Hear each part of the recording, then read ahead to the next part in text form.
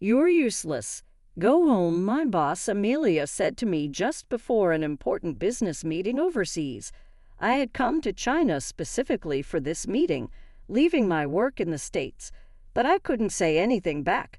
Amelia was the CEO's daughter, and no one in the company had more power than she did. No one dared to defy her. Just then, the CEO of our Chinese business partner appeared and said something unbelievable. "If he is leaving, the $300 million contract is off." Amelia was completely confused. Soon after, she learned my true identity. "My name is Ethan Harris. I recently turned 47 and work for a food manufacturer that does business overseas. Since joining as a new graduate, I've built a decent career and am well liked by my juniors and subordinates. In this job, trust is everything, so I've always tried to be sincere and focused on expanding my network. As a result, I've secured contracts both domestically and internationally. My professional life seemed to be going well, but it suddenly came crashing down when the CEO's daughter, Amelia Cook, joined the company. Amelia is 32 years old and had never worked as a full-time employee before. The CEO decided to bring her into the company, despite her lack of skills, just because she's his daughter. She was given a good position and entrusted with significant responsibilities. At first, it was nerve-wracking, but recently, Amelia seemed to have gotten used to the work, and everyone started entrusting her with more tasks. However, there was one major issue. Amelia was condescending to everyone. "It's normal to move aside when I come by," she said. This was my first conversation with Amelia. I was about to buy a meal ticket in the cafeteria when she suddenly put her hand on my shoulder from behind, pulling me back forcefully.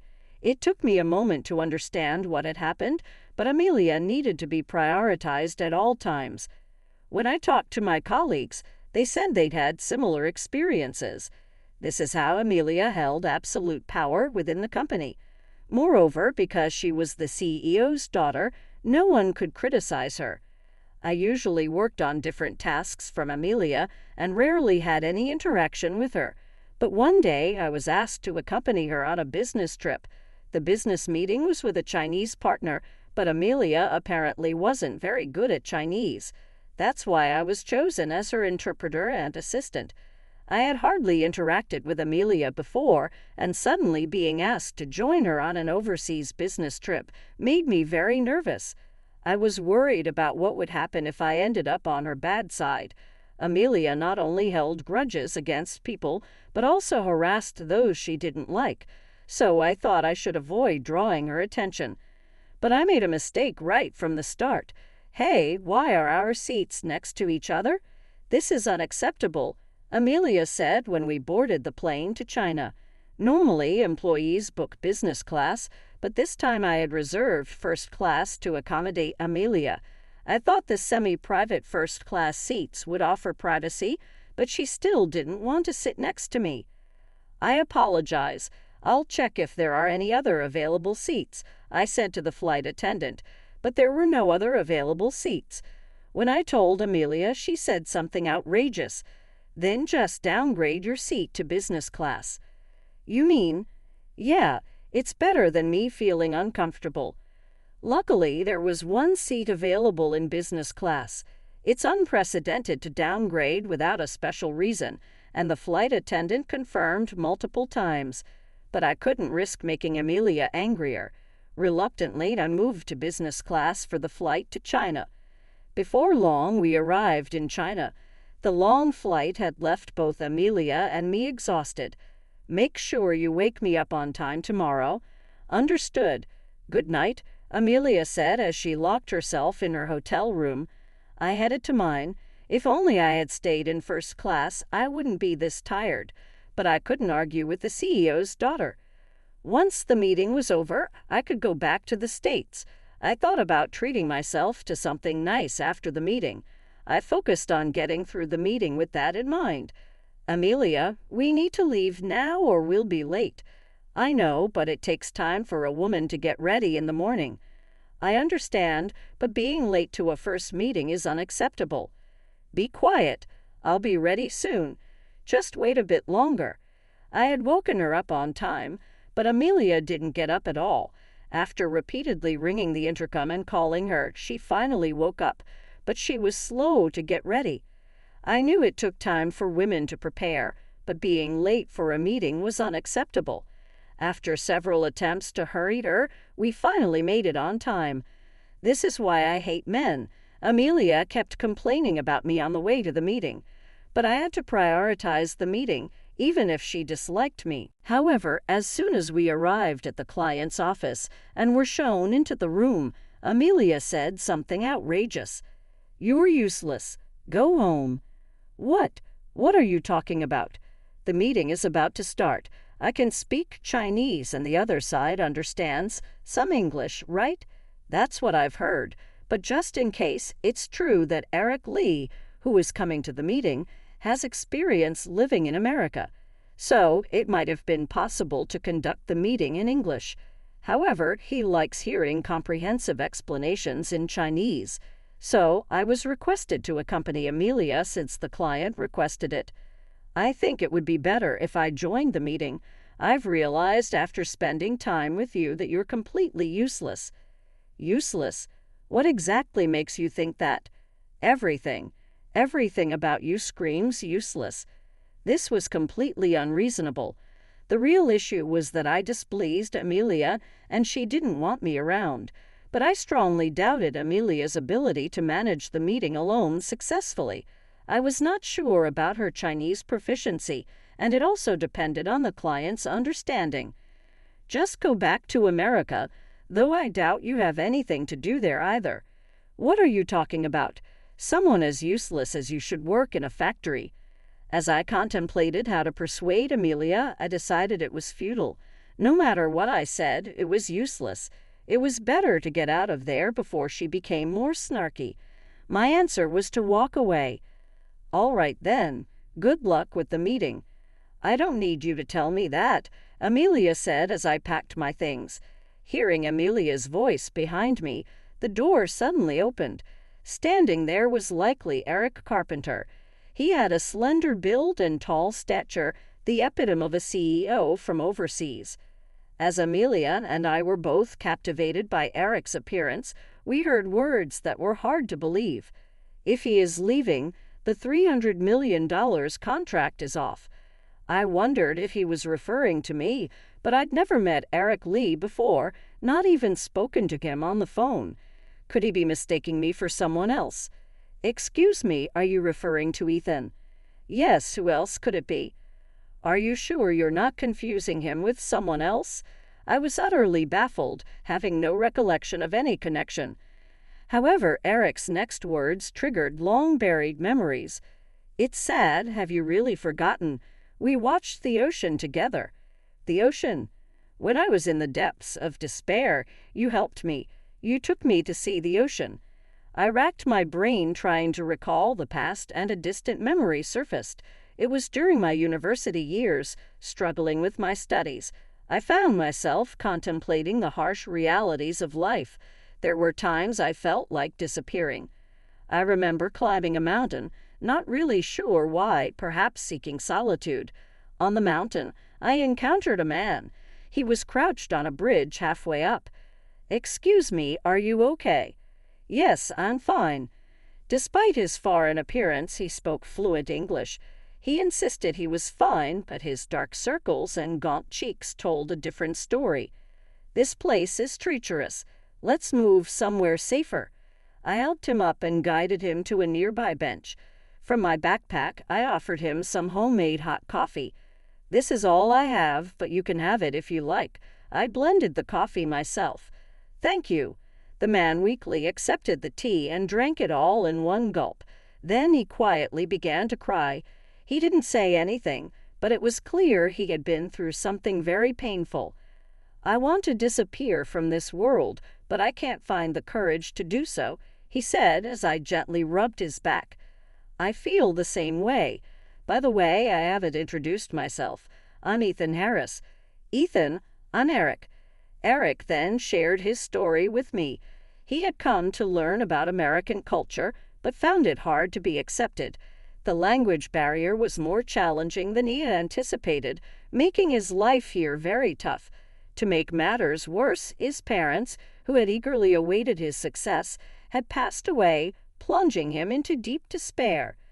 "Life is tough, but there's happiness waiting at the end of the road," I said, repeating a cliché I had heard somewhere. It felt hypocritical, given I was in a similar state. Happiness, I wonder when that will come. I know what you mean. How about we go see the ocean? I heard it's nearby. The ocean? It's been a while since I've seen one. I suppose it wouldn't hurt to see it one last time. Thus, we decided to visit the ocean. Honestly, it was a pretext to get Eric away from that place, but there really was an ocean nearby. I knew from the map that there was an ocean, but it was indeed a hidden gem. I never knew such a beautiful place existed in America. "It's so mystical," Eric remarked. For a while, we just watched the waves. We didn't talk, just stood side by side, gazing at the ocean. It felt like our past sorrows and thoughts were being washed away. After that, Eric and I parted ways without exchanging contact information, and we had no idea about each other's lives. "No way you're the guy from back then. I'm glad to see you're doing well," Eric exclaimed when we met again. "Yeah, Ethan, you saved my life back then. But how did you recognize me?" "When I heard your name, I remembered. Actually, I specifically requested you. So that's why I was called to this meeting, even though I had no connection to Amelia. Now it all makes sense." "Wait a minute, what's going on? How do you two know each other?" Amelia was completely confused and getting anxious. "He's an old friend. Anyway, is she your boss, Ethan?" "Well, yes. She's the CEO's daughter." "I see. It's unforgivable to treat the person who saved my life that way," Eric said, glaring sharply at Amelia. For someone who had never been reprimanded, that glare was more than enough. Amelia, who had been so confident earlier, now clenched her fists and looked away. "We don't have much time. Let's start the meeting. Amelia, is that okay with you?" Eric asked. "Yes," Amelia mumbled. As we tried to proceed with the meeting, Amelia was too intimidated to speak. In the end, it was just Eric and me handling the negotiations. "Ethan, if you are handling it, I'd be delighted to sign the contract." "I appreciate it, but that might be difficult." "I see. Then I'll talk to your CEO." Eric made a phone call and managed to make me the lead on the project. "See, now it's all set. I can't believe it. How did you make it happen so easily? What kind of magic did you use?" "I have a good relationship with the CEO. I helped the company during a tough time. Actually, our company was on the brink of bankruptcy once. I heard that at that time, a foreign company suddenly invested and saved us. I had no idea that company was Eric's. I told him about this situation, too, so everything should be fine." "What do you mean?" "I'm talking about your boss. Good leaders value their subordinates." "Wait, did you tell my father about this?" Realizing her misdeeds were known to the CEO, Amelia began to sweat. Even as the CEO's daughter, she was afraid of her father. After we returned to America, as expected, we were summoned by Mr. Cook, the CEO. "I've heard everything, Amelia. What's going on? It's a misunderstanding. I didn't do anything." "If you did nothing, there wouldn't be a risk of losing a $300 million contract. Mr. Cook knew everything, so it was pointless for Amelia to deny it. Yet she still claimed her innocence. He's trying to frame me, believe me." "Frame you? Why would Ethan do such a thing?" "Because he wants my position, apparently. I was trying to get promoted by framing Amelia. Of course, it was all a lie. Mr. Cook likely saw through her deceit. He didn't believe her at all. Ignoring her protests and lack of remorse, he said something shocking. "I understand. You do. I knew it. You're fired." "What? What do you mean?" "Mr. Cook declared Amelia's termination and told her to write her resignation letter on the spot. I thought you would grow in this company, but I was wrong." Wait a minute, you can't be serious. I am. You'll get your severance pay. How am I supposed to live without my salary? It seemed Amelia was more concerned about losing her paycheck than getting fired. She likely earned more than when she was a temp, so losing that income would be tough. But she could find another job, though it wouldn't be the same. Understanding this, she desperately protested. Living expenses. You're an adult. Figure it out yourself. You're abandoning me. I've covered for you, but I can't anymore. Even other employees are complaining about you. Upon inquiry, Mr. Cook found out that multiple employees had anonymously reported issues with Amelia. They were people who interacted with her regularly, not just one person. Despite his efforts to protect her, he had run out of options. That's all. Leave now. No, what's going to happen to my luxurious life? Ignoring Amelia's despondent state, I left the CEO's office. Sometime later, Amelia resigned after being told she was fired. She lost her spirit and stopped yelling at people around her. Because of that, everyone found it much easier to work, and the atmosphere at the office improved significantly. Communication among employees became more active. As for the deal with Eric's company, I was officially assigned as the main contact. However, since I couldn't handle everything alone, there were several meetings with my superiors involved. In the end, the $300 million deal was successfully finalized. Now, the snacks we sell would be featured in Eric's stores. American snacks are very popular overseas, so they were bound to become a hit. Not only did it become easier to work, but I was also able to contribute significantly to the company. If it hadn't been for Eric, I might still be labeled as incompetent. A while after that, I overheard some gossip among the employees. Hey, did you hear about the CEO's daughter? No, what happened? She quit about a month ago, right? Yeah, well, I heard she started working at a factory. Really? She used to say factory work was for the incompetent. She said the same thing to me. Amelia used to boast that factory work was something anyone could do, but that's not true. It requires stamina and patience to stand for long hours, and some tasks need skill. I heard from someone who went to that factory that she was being yelled at. She looked down on everyone, but now she's the one struggling. I left before hearing the rest of their conversation. Listening to gossip wouldn't do any good. Even if I disliked her, speaking ill of others was against my principles. A year passed and Eric came to America. It's been a while since we went to the sea, but things look different now, Eric remarked. Back then, I was lost in my life. Today, I plan to treat Eric to some delicious food, I replied. He said he wanted to eat my favorite food, so we were on our way to my favorite bagel shop. I remember. You gave me a bagel back then. Did I? I had only coffee and bagels with me when we went to the ocean. I shared bagels with Eric. Looking back, that coffee and bagels changed our lives. Climbing that mountain on a whim turned out to be the best decision. Watching Eric smile as he enjoyed my favorite bagels, I couldn't